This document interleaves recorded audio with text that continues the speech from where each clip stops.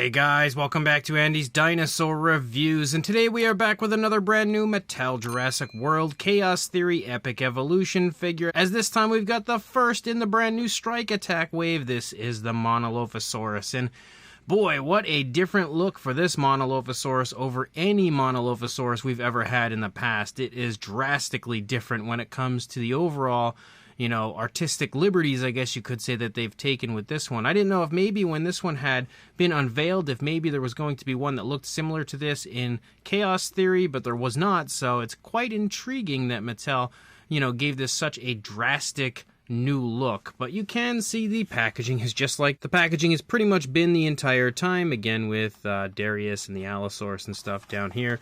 And then when you turn it around, you can see on the back a little sneak peek of the figure, as well as the other three figures that are in this wave, which is a Dilophosaurus, the Chasmosaurus, and Gastonia.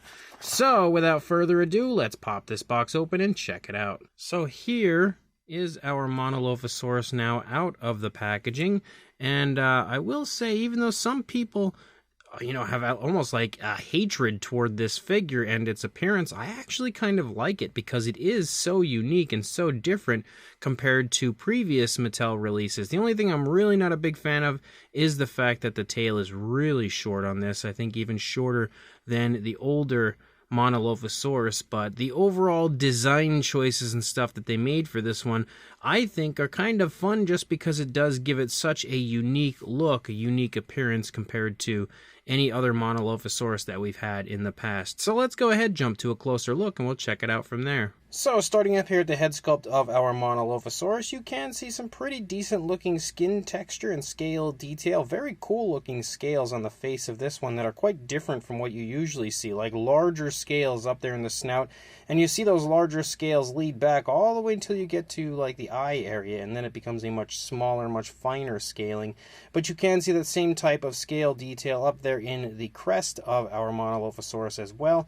And a little bit of a different style, kind of mixing with that same style, because you see those larger scales right here on the tip of the lower jaw, but then as you move back, you get much bumpier, and then again, finer scales as you move back even further. So a good bit of difference when it comes to the appearance of the scale detail and skin texture on this Monolophosaurus, making it again look pretty cool. You can also see we have a light blue for the primary body color, and then like a variation of a brown here for the lower jaw, and then you have a different variation of a brighter brown up here on the crest for the Monolophosaurus. We've also got a yellow eye with a black slit-like pupil, and there does look to be, yes, definitely a speckling of a darker tone through the course of the bluish colors. I'm going to grab him by his little chin feathers or hair or whatever you want to call that there, but he's got like these, I guess it's like feathering leading off of the lower jaw, and you see that through a lot of the figure, honestly.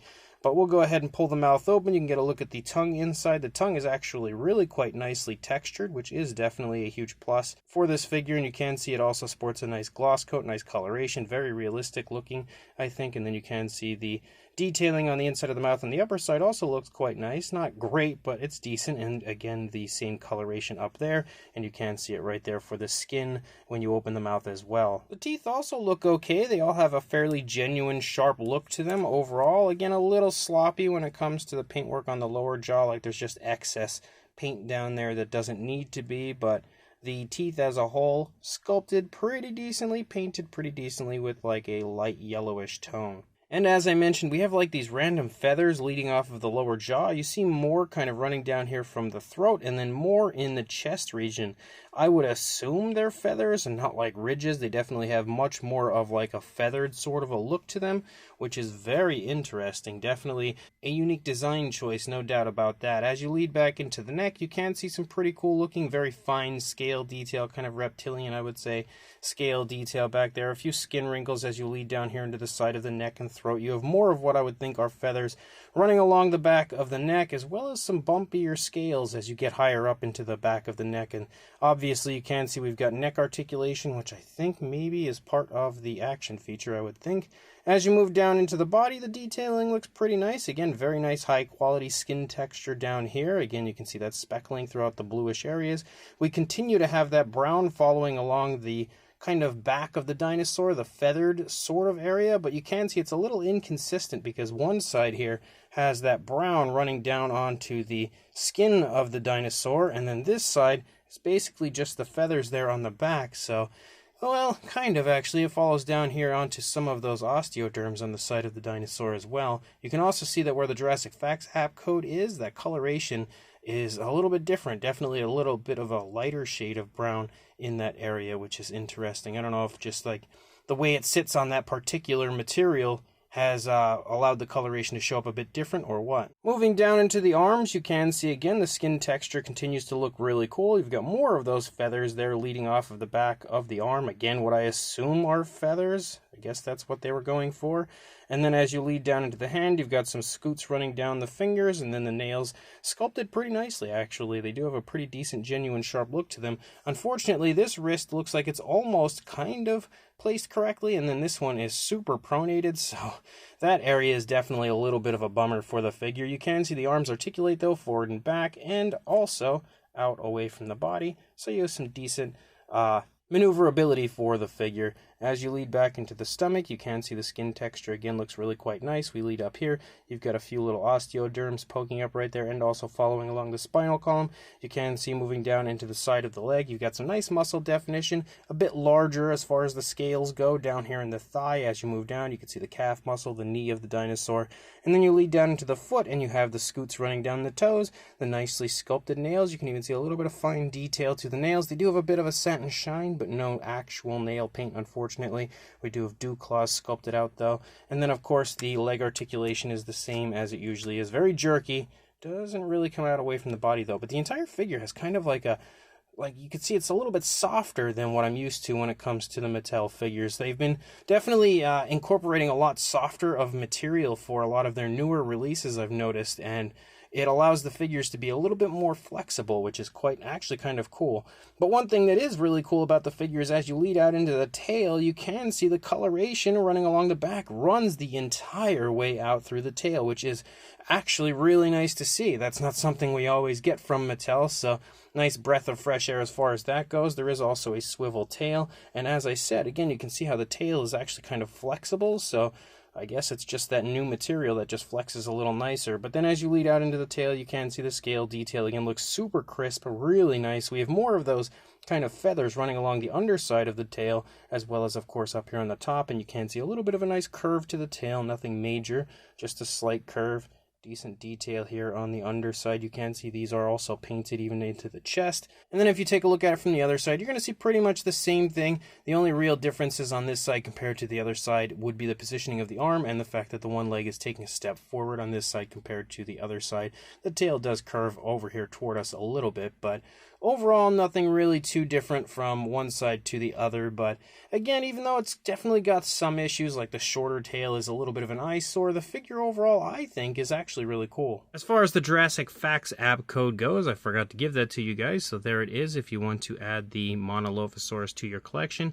And then as far as the action feature goes, let me actually readjust the camera because we're going to have to get a little bit lower here to really see it. So basically it's like we've had for quite a few other figures where you push it down and then the mouth opens, and obviously the neck moves with it. You can see how the legs kind of move up because they stay in one solid position while the body moves up and down, which activates that chomping action feature for the Monolophosaurus, which, as you can see, works pretty decently. But again, a little bit of an interesting action feature, that pretty much what you would expect for some sort of a carnivore, but I like the fact that they allow that action feature to take place without any obvious button or anything. Now, if we could just ditch these areas where the Facts app code is very obviously positioned, it would definitely be a bit nicer. But as far as the size goes, lengthwise, you're looking at about 7¼ inches, or a little under, I would say, 8.5 centimeters. Yeah, like a hair under 8.5 centimeters. And then height-wise, again, in the position it's currently in, about 2¾ inches or around 7 centimeters. But you could position it up higher because it is a posable figure. For a size comparison, here is Mr. Papo T-Rex, the Attack Pack Dilophosaurus, Robert Muldoon, and the Collect Day human being next to our Monolophosaurus. And you can see it's right there in the size range you would expect it to be in. Of course, with a Strike Attack figure, it's going to always be in that same similar size range. They don't normally differ too much from previously released figures in that same size range. Now, we have had two different styles of Monolophosaurus already in the Mattel line, but the previous two were also in pretty much the same size range, so I feel like we really only need to bring in one type of Monolophosaurus, which you can see was a little bit longer than the newer one, just because there was more tail length on the older one. You can see we had a longer curved tail, whereas the newer one does have a little bit of a curve to it, but it's way shorter than the older ones. So again, definitely a downside as far as that short tail goes. They could have made the figure look a lot cooler had they just increased the length of the tail a little bit, even though it does look kind of cool just because of how interesting the design is. It's a safe bet to say, I would say, that the older one is probably the superior of the two. So this brand new Mattel Jurassic World Chaos Theory Epic Evolution Strike Attack Monolophosaurus is kind of fun, actually. Like, I really do quite like it, and I know there's a lot of people that really don't. Like, there are some people that absolutely hate this figure for some reason, and I don't quite get the hate, because I think it is just, you know, nice to have a newly designed version of this dinosaur. We've had so many of the previous Monolophosaurus, and in fact another one coming out soon with one of the character packs that does have the older sculpt of the Monolophosaurus included yet again. So it was nice, in my opinion, to have something so different. Like, I really would have been bummed if Mattel just took the same Monolophosaurus again and added a different coloration to it and then repackaged it. I felt like it was definitely about that time where they really needed to give us a newly sculpted version, and they did that, but they did it in a way where we don't get the exact same thing again or something very similar. They gave us a drastically different looking version of the Monolophosaurus, and I really do quite like it. I think that, again, even though it's a little out there as far as the appearance goes, it's very unique and is certainly a standout, and I would say is definitely the standout for this entire wave of Strike Attacks.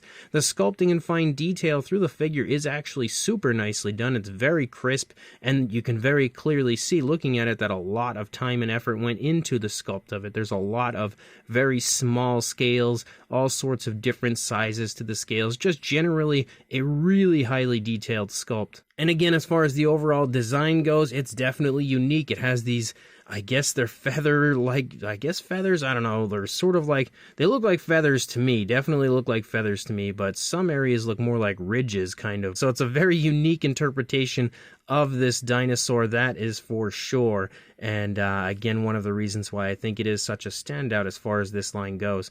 The coloration is pretty decent, nothing really to write home about, but it doesn't look bad. And the fact that we have color from head to tail is really quite nice. The only thing we needed really would have been painted nails, and of course a few of the feathers could have used paint, like the ones on the back of the elbow and then the ones on the underside of the tail. But outside of that, I think the coloration looks pretty decent. It also has a fun action feature and some fun articulation. So overall, in my opinion, it is a pretty darn cool release from Mattel. It just really needed a longer tail. But if you are interested in picking one up for yourself, unfortunately they are sold out currently on Big Bad Toy Store, or at least they were the last time I checked. I'll still link you guys to it just so that you can grab it from there if you want to.